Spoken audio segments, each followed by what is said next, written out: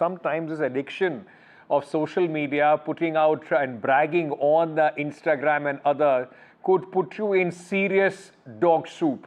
And why I'm saying that, just take a look at the story that we are bringing to you at this moment. A 50 crore dog claim has landed its breeder in a soup. In fact, it has set off agencies who are sniffing around the claim that how did this man pay 50 crores. This social media claim has got this popular dog breeder on the radar of the Enforcement Directorate. Satish, who is known for owning expensive dog breeds, recently claimed he had purchased the world's most expensive wolf dog. Now, the Enforcement Directorate is asking him how the hell did he pay for this dog, 50 crore rupees. And through this investigation, what came out was absolute false claim that this man made just to get 15 seconds of fame on social media.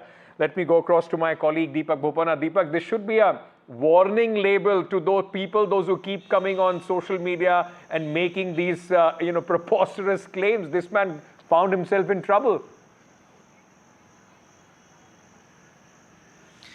Well, absolutely, and you wouldn't believe that this man has been doing this for quite some time, because he has even approached me multiple times asking me to, carry reports about him purchasing these dogs. And this is not the first time. You're referring to the 50 crore dog. In the past, he's come out with other dogs as well, claiming they are 5 crores, 10 crores, be it, mastiffs, be it some shepherds, and so many other dog breeds, internationally renowned ones. Now, what I'm learning is that, like you said, his latest claim was that his dog, which is a wolf dog, a very rare breed that he got from the US, he claimed that was worth 50 crore. Now, this was once again reported by a few agencies, and then the central agencies got information about this and then wanted to really look at where the funding came from. When they actually looked into his accounts, they realized there was no cash transaction. They assumed it could be Hawala, but after questioning him, they realized it could be all a bogus claim that he has been making up until now.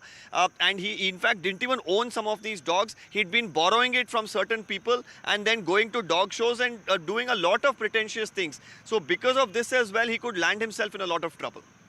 Deepak, I must say, breather from the politics of Karnataka, but what a story. As I said, it should come as a label of warning for people, those who think that they can just make any claims to get those 15 seconds of fame. Thank you so much, Deepak Bopanna, for joining us on all these stories.